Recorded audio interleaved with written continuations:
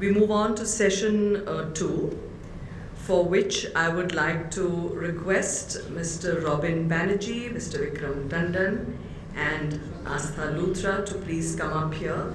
And to moderate this session will be Mr. Rakesh Sinha.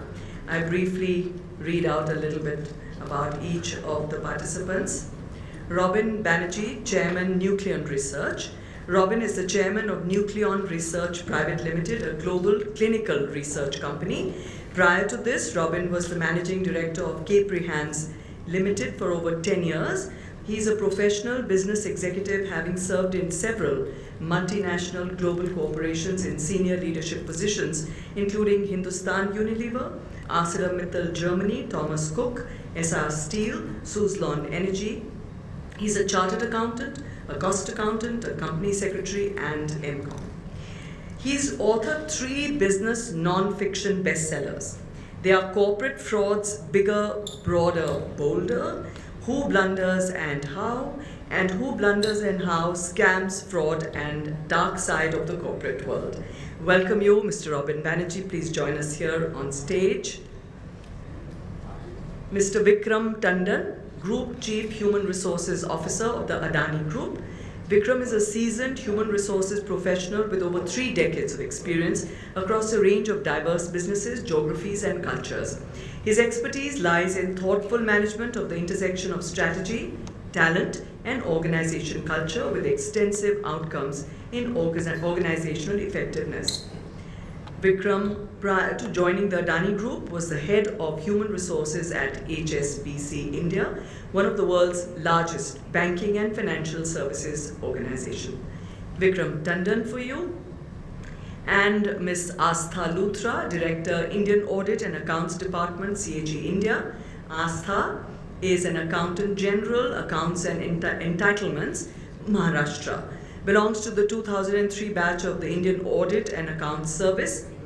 After completing 2 years of induction training at the National Academy of Audit and Accounts, Shimla, she joined as Deputy Accountant General in the Office of the Accountant General Audit, Dehradun.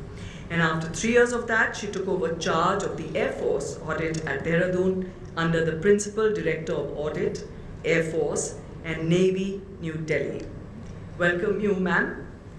And to moderate this session, we have Mr. Rakesh Sinha. The session is titled, From the Lens of the Business Leaders, Powering Up Enterprise Functions Digitally, Catalyst to Accelerate Growth. It's over to you, Rakesh.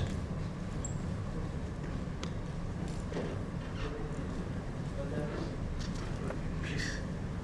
One second. Please.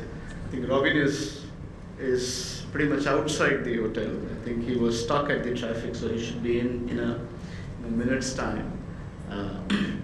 But I think till the time Robin walks in, I think we have a lot of responsibility, and I'm very happy to have the leaders like Vikram and Astha here. They can talk themselves for an hour and take you guys to a different leap altogether. So I'm very relaxed from that point of view. Where I'm struggling is what to ask them to keep them, sharing something powerful and impactful.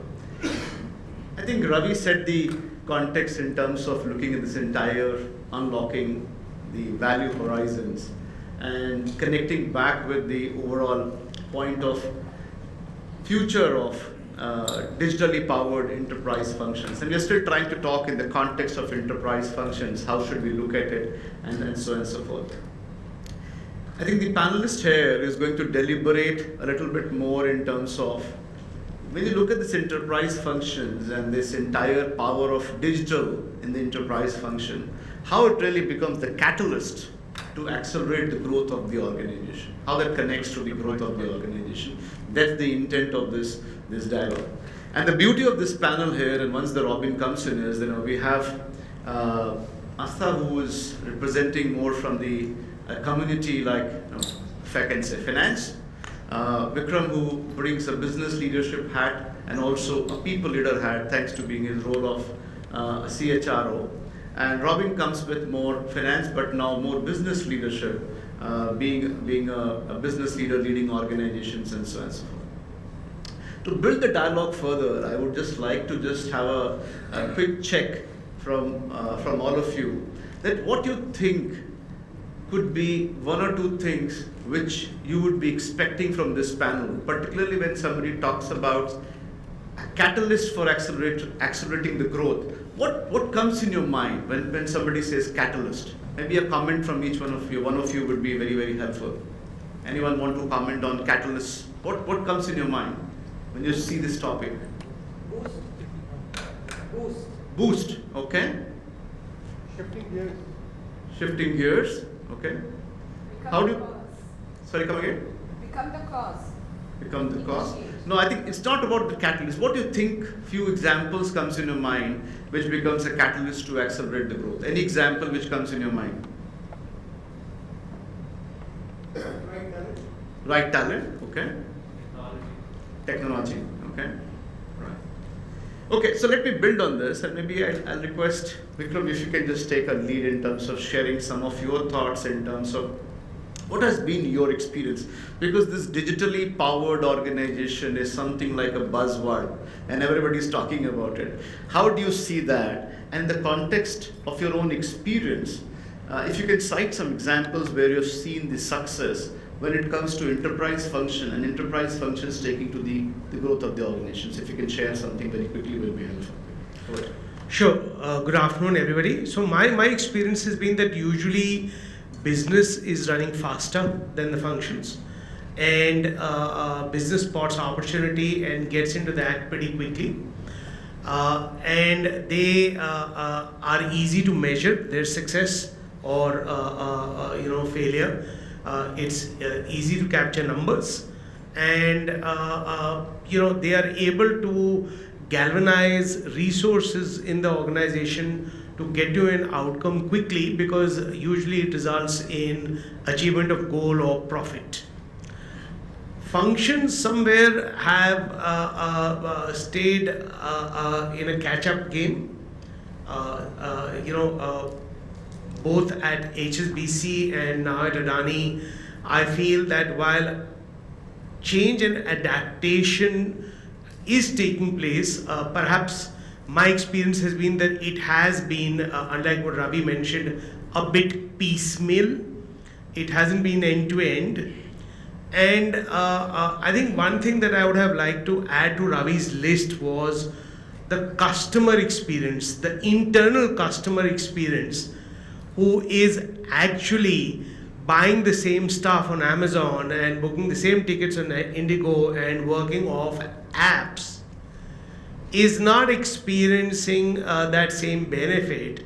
And may I say provocatively that the technology in our homes is a shade better than what we experience at the functions level in organizations. Now, it may not be a blanket statement, but that's what I've seen.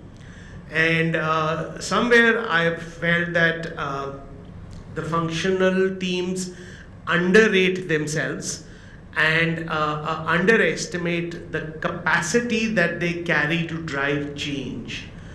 Also, many a times, businesses have a reasonably clear strategy in terms of where they want to go. I have not seen that very often in the service leaders. They haven't been able to demonstrate that they have a clear strategy to take this function to a particular level in the future. And this combination of more resource given to the business and a lack of strategy on the functional side, I think does produce a bit of a gap. But the good news is that there is abundant opportunity to fix it. There is a lot of technology, and I just feel that firms like R Value and others who have reasonably good experience in making change happen should be brought in to spot an issue and create value. And if you cannot do it in a country like India, which is now the platform for every large organization globally, to create value, across multiple processes, then I'm afraid we miss the boat. So long-winded answer, but just to close, I feel that businesses have resources and have a clearer strategy compared to functions. B, functions haven't had the vision that they should have really brought to the table, because they often see themselves removed from the business. And C, I feel if we are able to create a robust employee experience who are going to drive the change because they are used to good technology, then it's a good opportunity to bring everything together. No, fantastic. I think first of all, I think it is not easy. I can share with you, and I'm so delighted to hear that Vikram acknowledging that point that many times even a large organization, the strategies has been piecemeal, and where there's a huge opportunity to look at something which could be enterprise wide, and of course. Besides many other areas, that experience is what he is stretching is very, very important, both internal customers, which is employees, both in terms of either they're a recipient of the services or even they're a contributor to that, bring that excitement and to the external customer. I think it's very, very important point. I think I'm happy to have Robin, you being here, and I think this is what the Ganpati in Mumbai, as we talked about other day as well. So thank you for still taking that effort and being here. We just started, Robin. So I think I'll request Astha if you can just build on it in terms of sharing, because I think you come from a different organization. Like we are talking about still private sectors where there is an opportunity to have some level of leverage in terms of you can ring fence the organization, if I can say, and bring that change. When it comes to a government kind of an organization, you have your own limitations in terms of, and live with that kind of limitation. What has been your experience now working with in this kind of a role? How do you see that entire digital transformation coming in an area where you operate, and how do you see the speed at which it is progressing, etc.? So some thoughts from you would be helpful, Astha. Thank you, Rakesh, and a very good afternoon to all present here. So, before answering,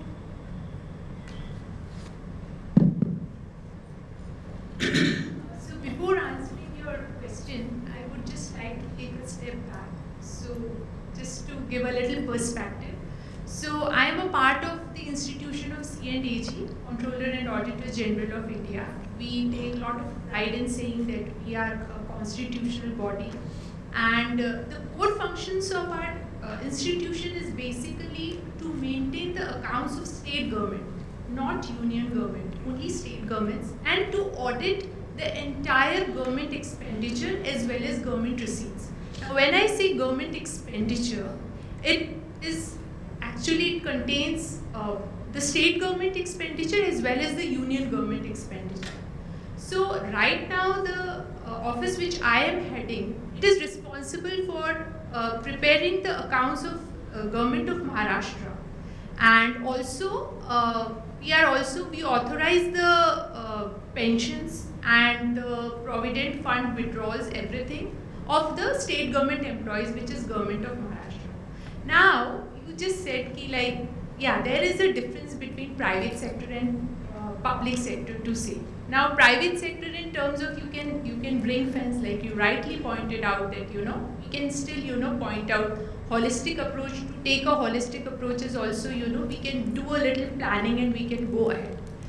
But what about the government sector? Just to give you a little perspective about this. So annually there are the transaction which government of Maharashtra is doing. It is in the range of some 4.5 lakh crores. So, just if you keep adding zeros, it is mind-boggling. So these kind of transactions are going, for which we are responsible, to maintain, to check their accuracy, to see that nothing goes, under suspense. Suspense means you do not find the vouchers, and also we go into all these details. And what is the manpower which I am having? It is like some 500 plus employees. So now if you just, do a little mathematical calculation, you can see. So, to bridge this gap where I think resources are a constraint, and obviously there is a lot of emphasis on accuracy and quality of accounts. And by the way, again, you would see कि okay, accounts ही तो बनाते हैं, bookkeepers हैं. I mean, what great we are doing, right? Sometimes people do feel when they do not have that knowledge.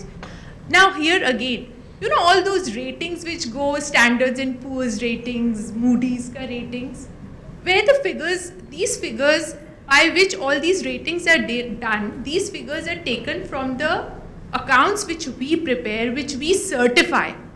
So, it has lot of repercussions when we see in the overall economy perspective, Indian economy, how it is performing. It is not like some function which we are doing and which does not have. It has huge implications. So we have to ensure that whatever accounts we are preparing, everything has to be accurate. Now here to bridge this gap, it was again, sometimes we feel कि government में ज़्यादा innovation नहीं होता. Now that is again a wrong picture. It was in 1990s there it was thought of कि the transactions are increasing, day by day enormously, like leaps and bounds. So we have to think of some digital intervention. At that time, it was thought of, and we had this voucher level computerization system which was prepared obviously with the help of private sector. So we had all these vendors, TCS and all those, which had like good experience. But as we are now growing up, now coming to this day, obviously VLC is working and all, but now we have to bridge this gap. So again, digitization, now we are working in collaboration with the state government, and we do understand the importance of, how when we digitize these functions, one, the repetitive mundane tasks can be done by using the technology. The time, that is a huge factor, because if we do not, prepare these accounts timely, it is of no use, because finally these accounts are going somewhere in planning. It is for the state government to consume. It is for the other stakeholders, like even, private sector people, the people who are looking for business opportunity. The data is all in public domain for them to consume for maybe for better planning or anything. So topicality and, it has to be like very much timely. We can't afford to have like if we'll prepare accounts and it will come a little late, then it loses all its, relevance. So what we have seen ki now that we are working with the state government, we are working towards the digitization, and the response which we are getting from the state government, that has also been very warm.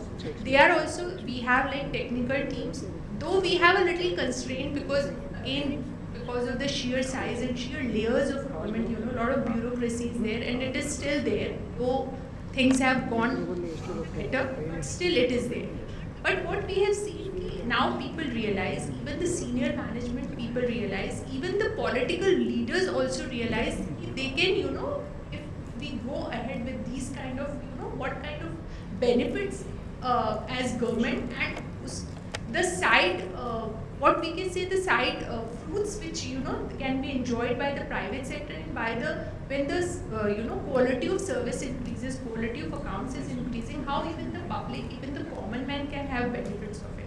So what I will say to summarize what all I have said is, the government has realized that there is no other way, but we have to strive for digitization. And as we are moving ahead, we are roping in private sector, because there is a little, technical gap, the skill gap, which we are trying to bridge. And I'm optimistic that soon, there will be new things which will unfold and which will benefit the Indian economy as a whole. Sure. Thanks, Asta.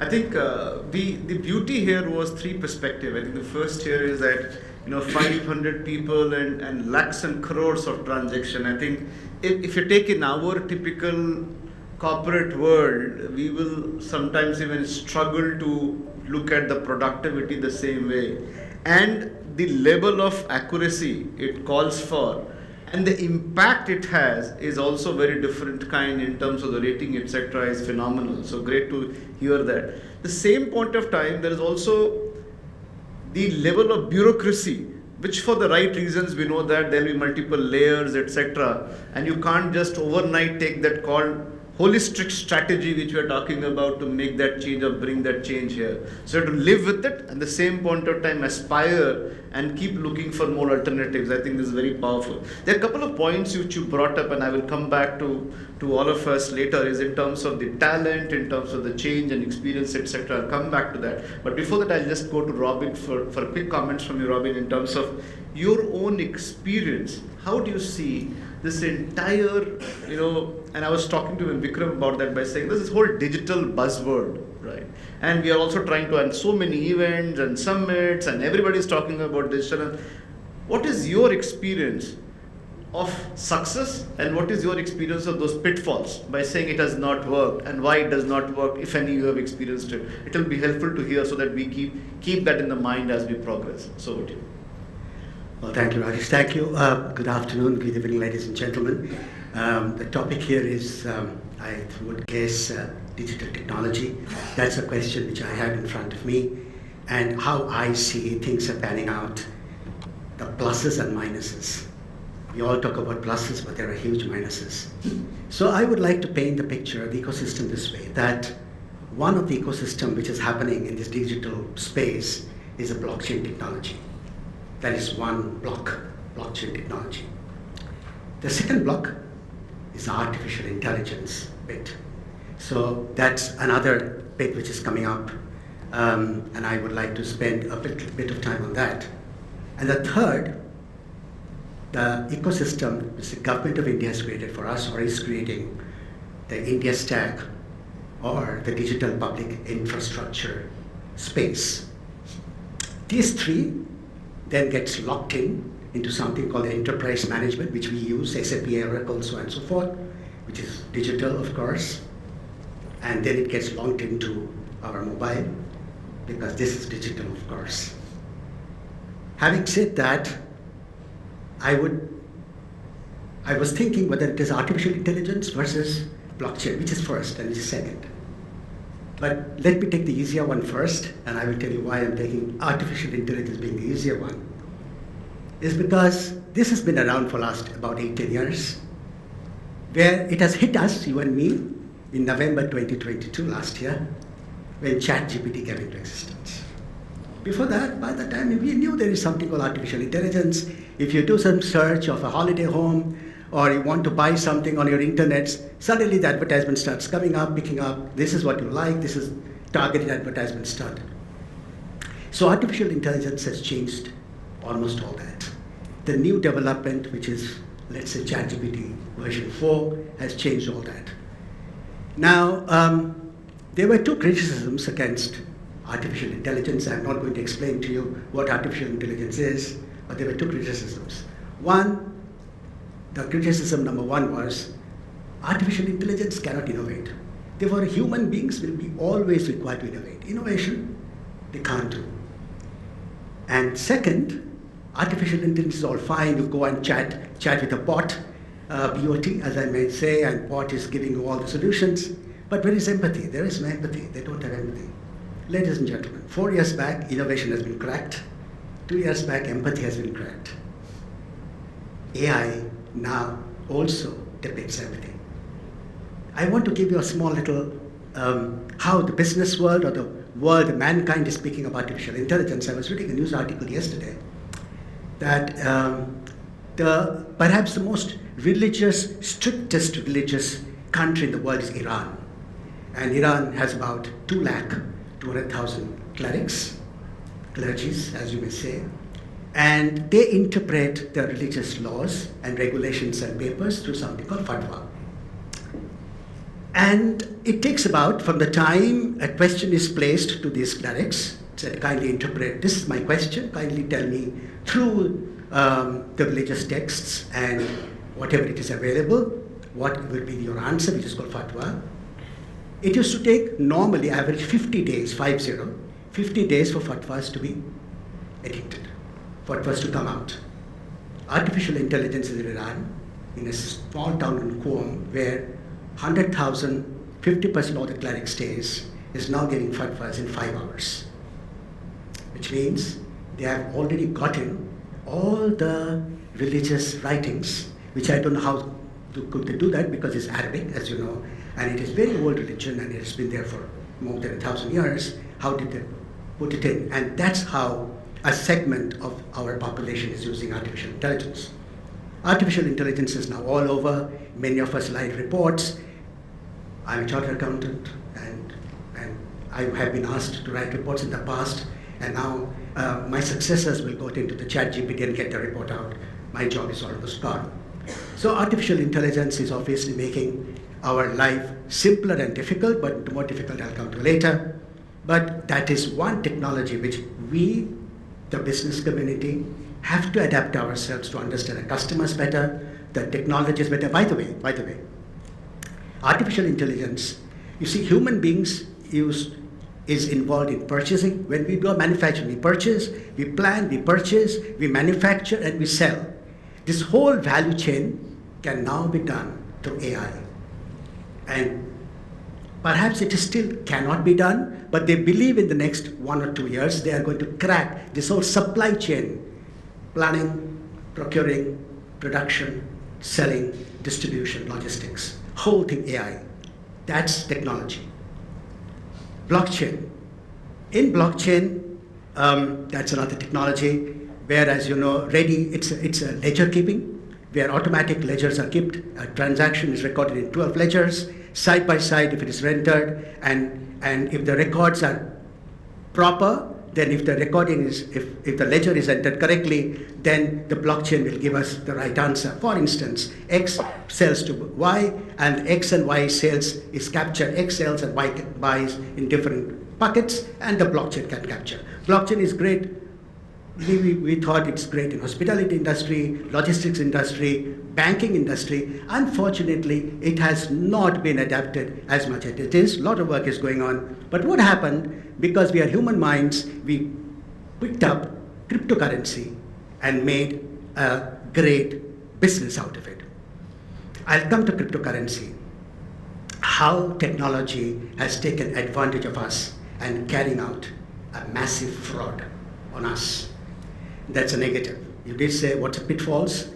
And coming back to the India stack, this whole DPI, the digital, the public digital system, digital infrastructure system, digital public system, whichever we talk about, this India stack, of course, as you know, now all of us in India at least, we are all have a record. The records can be checked, the records can be kept appropriately, which is called DigiLock, the records can be used for selling, and therefore there are hundreds and thousands of startups today who are building their business models based on this India stack. So that's an opportunity. Time being short, and I can see time is running out, I want to tell you one thing, how technology is taking advantage of us and making fool of us in a way, which is cryptocurrency. Bitcoin, for instance, today Bitcoin priced about, let's say, $26,000. Many of us feel, and many of us, the youngsters, hopefully most of us are not young here, but back home and people whom we know, they are all young maybe. So they want to take advantage of cryptocurrency, they play on it. Is cryptocurrency a currency? What is a currency? A currency is something which you can store value. That means you can store in a purse. Crypto normally you will not be able to store in a purse. You need a technology, you need a mobile, or you need a computer to store. One. Number two, a currency has to be widely acceptable. You have a crypto in your pocket, and you have a Bitcoin, for instance. Go to the coffee shop and ask for, come on, 1 cup of coffee, take my Digicoin. Will they do it? Take my Ethereum. They will give you a kick, say nothing doing, give me that 100 rupees, I'll give you a coffee. Not widely accepted. And third, this, let's say Bitcoin, which was once $1,000 being to $20,000, $30,000, $50,000, $60,000, back to $26,000. It fluctuates. Currency cannot fluctuate. Now, it is not a currency. It is not a store of value. It is not exchangeable all over the world, all across. Third, if the currency fluctuates, and no currency in the world fluctuates. Given all that, forget all this is not a currency. Most importantly, Bitcoin has a value, cryptocurrency has a value, as I said. 1 Bitcoin is $26,000, very nice. Any value in the world is dependent upon demand and supply. There has to be demand and there has to be supply, and wherever it crosses each other, that's a price. Now, does anyone know the demand of cryptocurrency? Have you ever read it? Have you ever seen it? Have you ever discussed it? Television? WhatsApp? Our all knowledge is on WhatsApp. Have you ever seen demand? No. Reuters? Bloomberg? Anybody has evaluated what's the demand? No information on demand. So there is no information on demand of cryptocurrency. Very nice. Then supply? Do you know supply? Anybody knows supply? We are all here educated. We are Dapper Economic Society. We are actually attending a technology seminar. I'm sure I will be hated by many of you after this talk, what I'm just giving you, because you guys, some of you are working on this technology, but there is no supply information. No one knows what is the whole supply. I don't know, you don't know, nobody knows. So if you don't have information on demand, if you don't have information on supply, how can there be a price? How can there be $26,000? Who buys? Who buys? 90% of this crypto is used in the underworld. You don't need, I and you don't need cryptocurrency. It's all there. It's in the computer, it's in the domain. We can do NEFT and all those information. We can do all transactions. We don't need it. 90%. If there is a dealer in drugs, dealers in terrorism, somebody in terrorism, dealer in arms and ammunition, they need crypto. I need to get 10 grams of hashish in my home in Mumbai. I'll give a call, Dubai will send it, Dubai cryptocurrency will send it, that's it, all transactions done. It's an underworld happening. Sure. So technology has taken advantage and created a massive fraud around us. Massive fraud. So my submission to all of you is, time is short, I've spoken too much. While AI has lots of problems for sure, this whole blockchain, there are a set of people who are taking advantage and making us a monster out of technology. Of course, coming back to TPI or for the Ingest Act, that's a great advantage. However, if you read the foreign newspapers like Economist and Financial Times, you will figure out that outsiders are saying, you know what, it's all mostly mumbo jumbo, everything doesn't work. We can say what we want, it's a great development, but yes, it's not fully accurate as yet, so we have to obviously see that it works as it stands by. So yes, technology is going to give us a lot, but yes, technology also might create a lot of pains. No, absolutely. I think, and Robin, I think while you took it to a different plane altogether from the cryptocurrency point of view, even in the organizations, if you take example, we have both the sides of the stories where the technology, and I think that's a question I would like to have for Vikram as well. I said technology provides a lot of ease.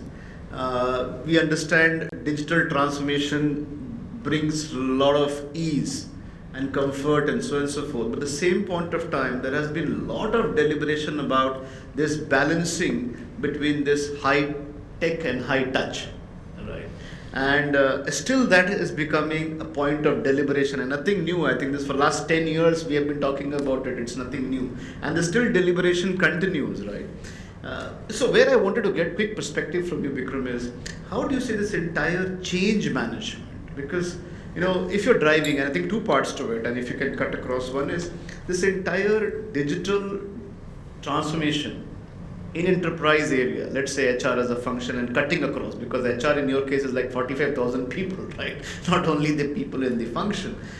How do you look at this entire change management piece and dealing with that, and some of the challenges which you have faced in managing change management and some of the success stories and the mantras which you have adopted to make that change happen? So some quick thoughts. I think technology is adapted by different people differently. It is very clear that the younger people adapt to technology far faster. And in a company like ours, which is in 25-30 businesses, has been around for a long time, we have quite a multi-generational workforce. And assuming that everybody will adapt to technology in the same way is a wrong assumption. It doesn't work that way. Number two, I have seen that rightly or wrongly, one way of justifying the technology spend is to showcase greater efficiency, which, pardon my saying, is taking away jobs. So the people whom you expect to partner in driving that change and technological disruption are doing it knowing that their job will be gone, or there's a reasonable chance that it will go, and that's a reality. So I think the way out of it is, and this is what I have learned with example is, can you create purpose for people in driving the change so that they find reasonable pride and employability post implementation? And can you repurpose the people with a different set of skills? Redundancies leave a bitter taste and are not that will inspire other sectors of the workforce to embrace any large scale enterprise wide change. So it has to be reasonably well thought, and at the center of it is somebody who is determined to achieve and succeed. When all of us leave our homes every day, the one thing that I thought the Maslow's hierarchy of needs forgot was that we all have this need to achieve. We pray to whatever God we do, that God make us successful, along with healthy, wealthy, happy. The need to be successful is to achieve is very, very high. So if there is a way to balance this whole change in getting stuff done, because people want to do it, they have this need to achieve, along with creating some sort of a purpose, I think it's easier said than done. So I don't know how to do it very well. Let me say that as a caveat. But I think that stands a better chance, and that's what we are attempting to do now. And I have that opportunity of knowing a lot of things which is being done under the guidance of Vikram at Adani Group, and I think the kind of change which is coming in, and with the kind of multi-generational employees he was talking about, the people who have been working for generations in the organization of a different skill level, knowledge level, education level, etc. I think it is phenomenal, some of the change I have personally seen it. Before I move on, I know there is a poll questions we have for each one of us here, so maybe can I have a poll, can I request? Yeah. And we will have to use our phone to log into menti.com, and you will have a code here. You have to put the code. I'll request even the panelist here to put that code. If you can do that, there's a menti.com, and you can put this code, and you have a question, and you can. I'm going to get her to do that. I have your phone. Yeah, because I have left my phone there. Okay. I'm all right. So I request if all of us can just do that. It is menti.com, and you can see the code there, which is 2196 8850. By the way, just to let you all know that this entire summit is live on YouTube, Facebook, and our portal. So there are a lot of people. This is a hybrid event, and hundreds of people have logged in from different geographies to watch this entire session. So your poll results will of course influence them too. Just about menti.com, and you can put this code 2196 8850, and you have some 6 options. The question is, what is the most impactful benefit to the organization due to digital transformation? Most impactful benefit to the organization due to digital transformation. So I think, the responses flowing in now.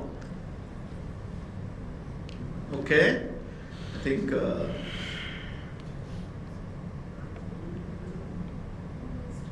give a 30 more seconds maybe. Yeah, more responses coming in.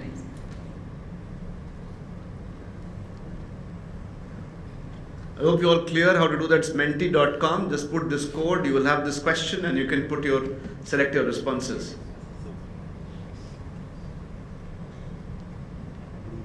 Yeah, more responses coming. And the options are very small, so I'll just improvement in performance and service effectiveness, reduced fully loaded cost of operations, enhanced customer experience, enhanced revenue generation opportunities, decision transformation through rapid and real-time analytics, and improved control mechanism, governance and compliance. And I think what is happening is that people are, they're mixed responses, but of course one is standing tall. We'll give another 30 seconds before we complete, and maybe we'll pick this as a question to get some thoughts from the panelists here. Okay, not bad. We've got about 50 odd responses, not bad. Okay. Great, so I think maybe you can continue doing that if you wish to, but just to pick this, I think the trend very much, ladies and gentlemen, the way the trend seems here is the decision transformation through rapid and real-time analytics. The people are, all of you are leaning towards to say that the most impactful benefit to the organization is decision transformation through rapid and real-time analytics. And the second one is enhanced customer experience. The third one is improvement in performance and service effectiveness. So first is decision transformation, enhanced customer experience. Oh, it is going down. I think again people are selecting more decision transformation. Enhanced customer experience and improvement performance and service effectiveness is pretty close to each other.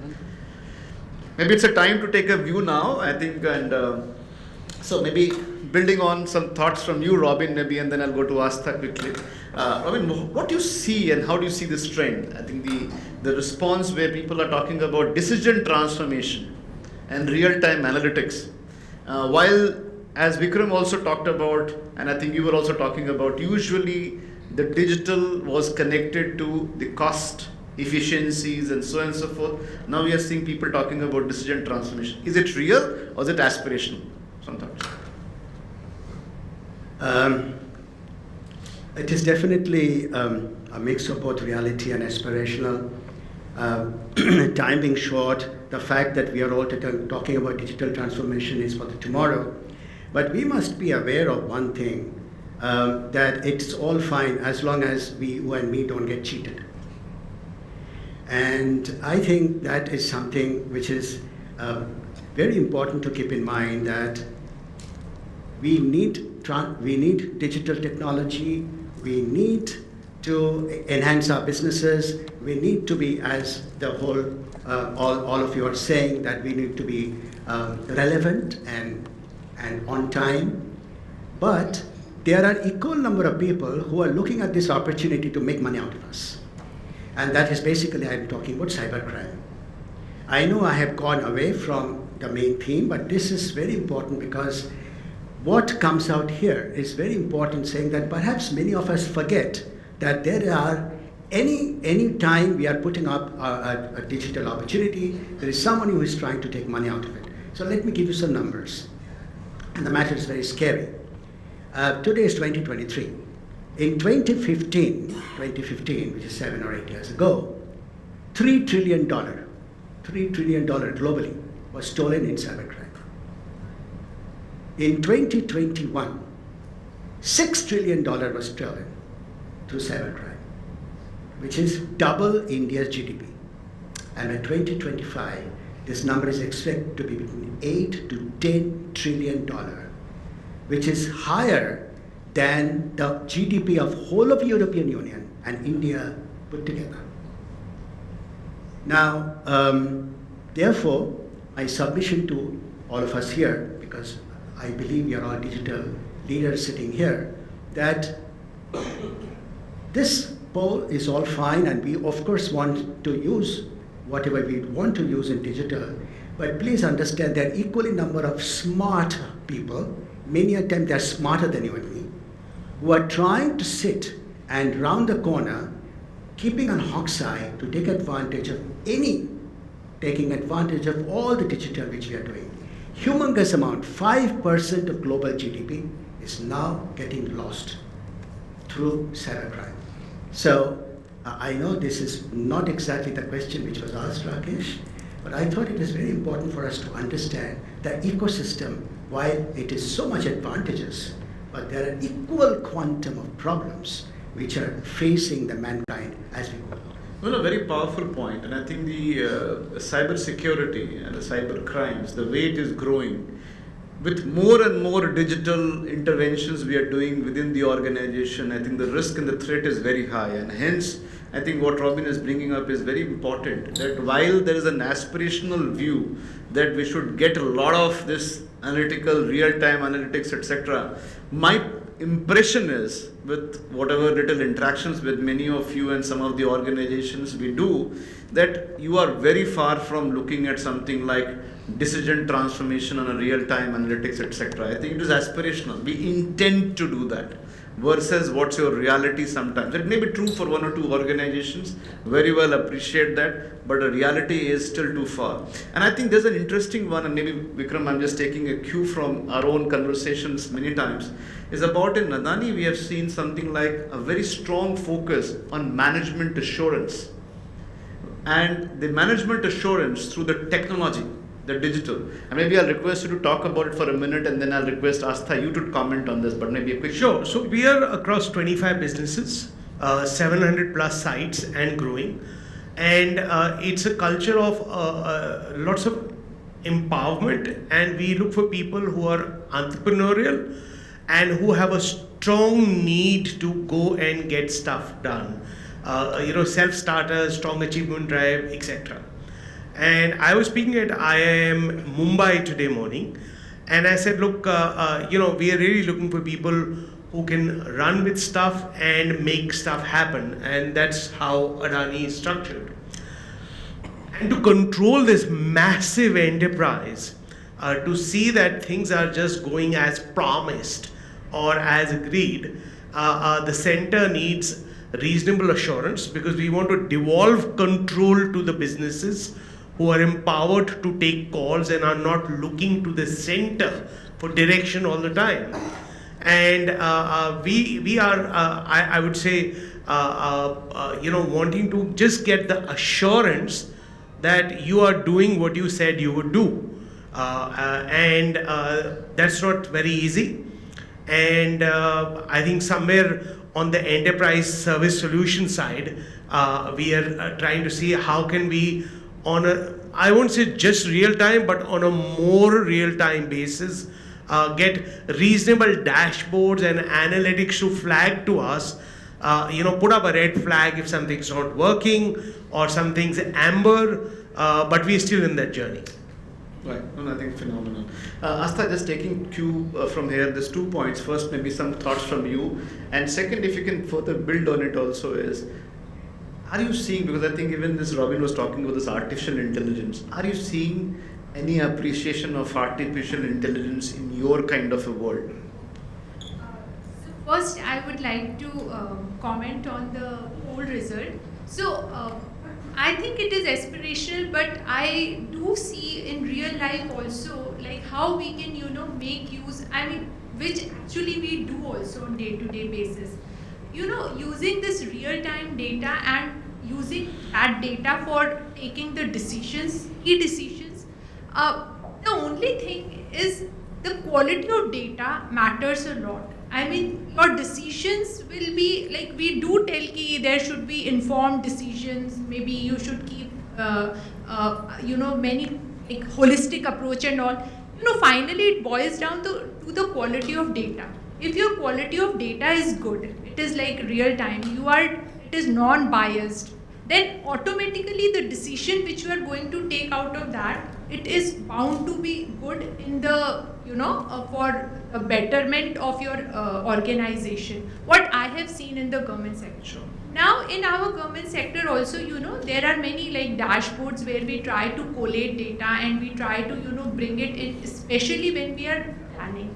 Because what happens, like in terms of resources, obviously because of the downsizing and so many austerity measures and so many other things going on, resource has always been a constraint, and I think that is true even for the private sector. You do not have access to unlimited resources. And obviously, horizon, obviously your objective, it can be horizons and it can, keep going further. So to bridge that gap, obviously planning is very important. And for planning, I think your data and this digital transformation, it is the key. It is the key tool, which you can make use. And now coming to the second part of your question regarding that AI, yes, government is, I won't say government is like, using AI tools and all, but the thought process has already begun. Like a lot of concept papers have come out, and it is in nascent stage because still how to go about it, what kind of data has to be used for training and all, those things have to be figured out. But yeah, the discussions and interactions have started, and I think given the speed of transformations, the speed at which the transformations are taking place, I think another 2 to 3 years and something tangible would be out. Yeah. Sure, that's fantastic. Maybe Robin, a quick comment from you, and maybe request a quick comment in terms of looking at this whole point of when you're trying to drive this kind of digital transformation within an organization, and as a business leader, if it is functional but you have to spread across the organization enterprise-wide, so scale it up. How do you think the leaders, the functional leaders, let's say a HR leader, an IT leader, or finance leader, etc., can take this more towards enterprise level rather just limiting it to a functional level? What you have seen and experiences, if you want to share on that front, to taking it from functional to enterprise-wide? The way to implement an organization-wide digital transformation, there are 3 steps to be taken. First is awareness, and that awareness has to be top-down awareness. You'll be surprised that most boards don't understand technology. And the board is not one person. Board has full-time directors, independent directors. Most of the large companies have 2/3 independent directors. And the surprising point is they don't understand or they don't appreciate. And they also don't appreciate the downside. They must have read AI, they have read artificial intelligence, they have read many of these things, stuffs, so on and so forth. They don't appreciate the downsides of it. So most important is awareness and how it can happen. 2, training. People need to be trained. So knowledge is power. Again, much effort has to be given. People need to be trained on technology. And 3rd is money. We belong to the private sector. There has to be adequate capex behind this sort of initiative. It's all nice to say that how do we do it, but if there's no money, we can't do it. So therefore, awareness, training, and money. 3 tripods on which, to my mind, enterprise, digital enterprise, enterprise-wise digitalization can happen through these 3 steps. Right, I think it's a very powerful one to say how to look at awareness and the training and the money, the return on investment as well as a part of it. A quick comment from you, Vikram, and maybe Astha following to that is like, there's a lot has been talked about this digital talent, right? What do you think is the current situation? Are you finding that digital talent is a shortage, the kind of space and the kind of aspirations which we have? And how do you connect with this second point where people are talking about the digital experience and the efficiencies? So is the talent, is the shortage is resulting into not able to achieve many of these? So 2 parts. First is, what is your sense of the digital talent availability and shortage, and how do you see it's impacting the overall benefits which you are envisaging with digital transformation? So I'd say that India has abundant talent supply, but the technology is changing faster than the adaptability of the talent chain. So the technology is bringing about a bit of a shortage of people who are relevant in the context of the changed technology platform. And certainly, data sciences, data analytics, AI are the key resource gaps today when you go to the job market to hire, and that does impact speed of change. Second is really the whole vision of the firm, because I would say in the next 3 to 5 years, from whatever I can see, the possible impact that the confluence of technology and AI can make in an operating environment is going to be, the possibilities are really mind-boggling. So it's still a bit of a journey, but yeah, talent shortages are emerging at the moment. Sure. Astha, your thoughts? So with my experience, what I have seen is I think the person who has domain knowledge with a maybe a little bit, the person should be open towards, this digital transformation. Even if he doesn't have that formal degree kind of thing, still he proves to be the, one of the assets for any organization. So for me, domain knowledge goes number one, and maybe mindset. Yeah, I'm taking from Mr. Ravi, mindset, and a little openness towards, a little adaptability. So that goes along. Sure. A quick last comment from you, Robin, in terms of how do you see this entire impact to the growth of the organization? Do you see? Yeah, I know there's a buzzer. There's a buzz for you. And the buzzer sounds like there's a technical glitch, so you have to change the way the ringers are, right? So it was scary. So I think maybe a quick comment from you in terms of how do you see this entire growth point of view connected with the digital transformation as a CEO? When companies leaders look for the growth, how much they look for the digital investment to the growth point of view? Any thoughts? I think most organizations have figured out that digital investment is absolutely important to make it grow. A lot of investments have started. It's all a matter of ROI, as you rightly mentioned, return on investment or return on equity. And in my view, if the growth projection is about 15%, one third of that ballpark number, one third will come out of digitalization itself. So at least I do not know of any organization, including mine, who is trying to bypass digitalization. We have all understood this is something we have to take. However, as I always state, as I have been saying today, that please understand there are huge downsides and pitfalls, including frauds. So as long as that is taken care of, it's a huge upside. Excellent, great. I think the time is up. Just to summarize the discussion here, and I'm sure you would have taken a lot of notes. I could see people taking it. I think it's a different perspectives altogether from a different industry in the world, where we are talking about how organizations can be benefited by moving towards the digital transformation. One of the learning was that, of course, there is still a gap in terms of looking at enterprise-wide. There are still many functional transformation initiatives. We talked about looking at the whole idea of change enablement, and the change has to be seen with the context of both the people who are part of it are impacted, so how to have a purpose aligned to them, and also there's a repurposing if anybody is becoming redundant because of this transformation, because that's where you take them through. Digital talent is another component where we discussed about digital talent has to be seen from the perspective of availability of domain knowledge and the mindset, and then of course connecting with the openness to learn and so on and so forth.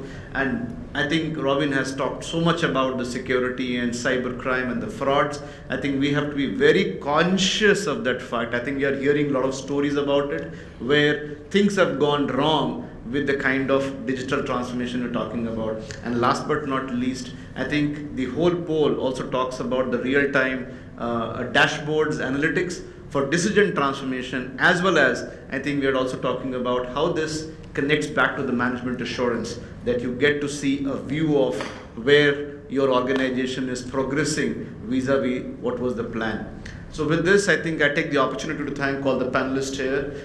It was lovely having interactions with you, and thank you for sharing your experiential perspectives. Thank you. Thank you very much for that rather engaging session. Just a moment, please. I'd like to request Mr. Rakesh Sinha, co-founder SSF Global, to offer a memento to Ms. Astha Luthra. Thank you very much, ma'am, for taking your precious time out.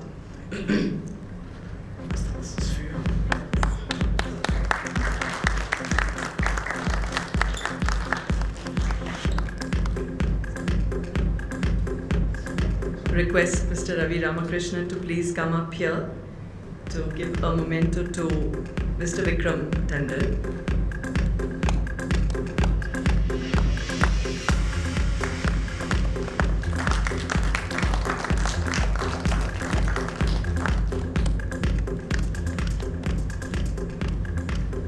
Request Mr. Sanjay Gupta, Chief Architect, SSF Global, to please come up and give a memento to Mr. Robin Banerjee.